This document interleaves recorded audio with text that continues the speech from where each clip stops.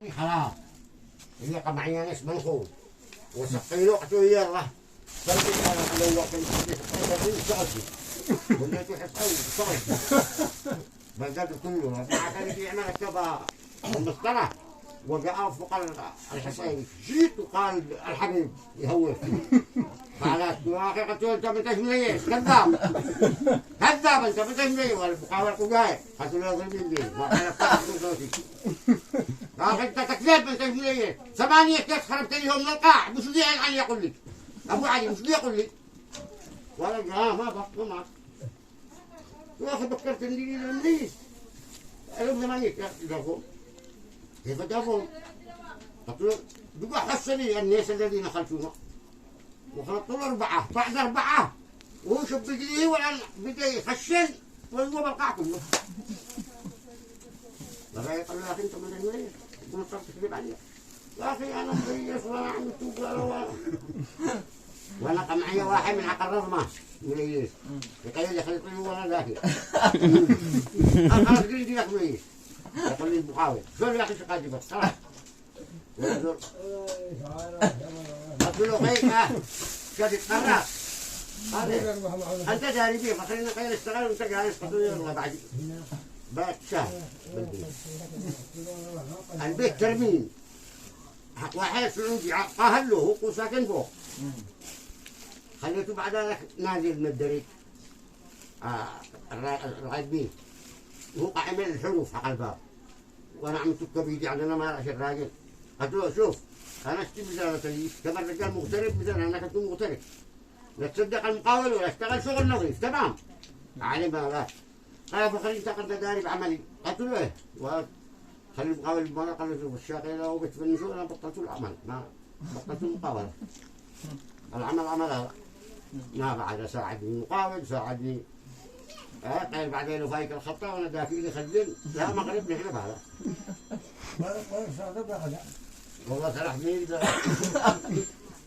الو يا حبا واحد عادوا بنيرك بناي مدارس واحد من المقاطع تعارك لا نتصل لك من الصبح اتصل لك انا دين مطعم الشجرة قلت له تمام اتصل لك وانت مغلق تليفون قلت له محمود بس انت خلي معي شغل العصر الوعر انا وانت قلت له على طول قال انا شقاوي طوال بالبيت فهمك العصر تلاقي جابه هناك قصد هناك اتصل لك وانت الراجل عميد واخوه طيار عميد ذاك الشيء يعني حاولت واخوه طيار وعميد نحن بقبيل مؤسس ونحن واشتغل معه 4 ايام اركب والله ينديلي قاتل والصبح ينديلي لنا صبوح والغداء يندوه زودته 5 ايام من اول هو قال لي مع فخري قلت له باكر تمام سيجاره وقات والاكل على حسابي الصبح والله صلحته صغير سيبك من جرى اتصل لك انا قد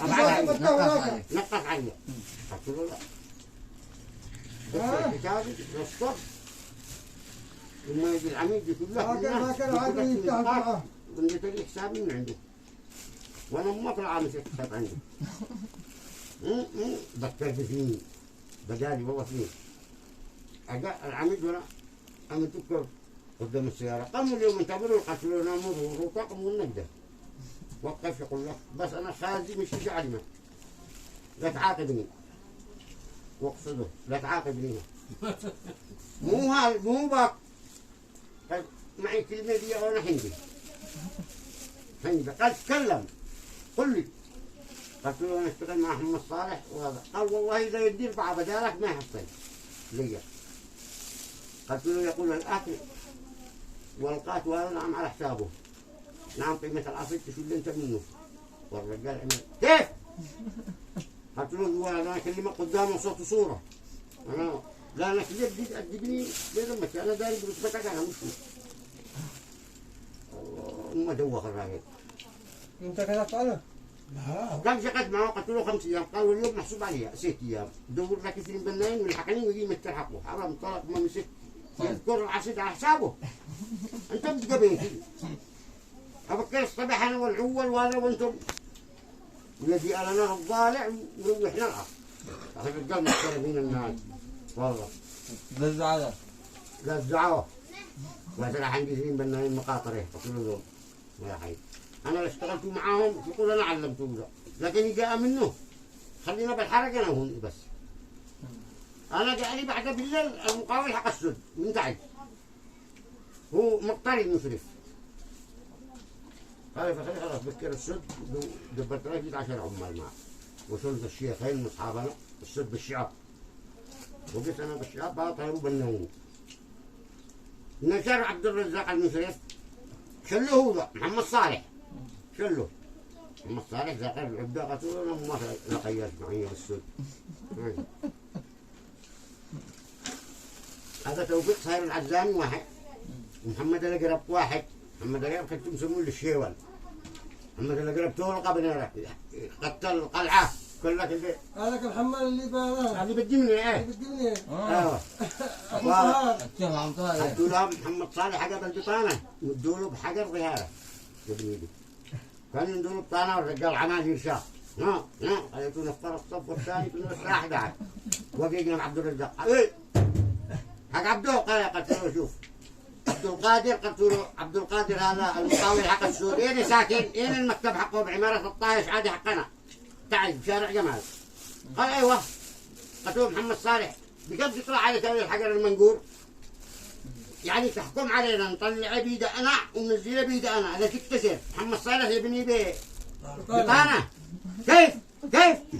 قلت له قي ويجي معاه كان زبط القدر اللي زباط محمد صالح حكت اعلان.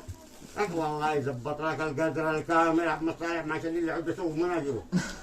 قلت له انا لا بعدي ولي ولا بعد محمد نبي، نبي متخيل جونا رحال والله.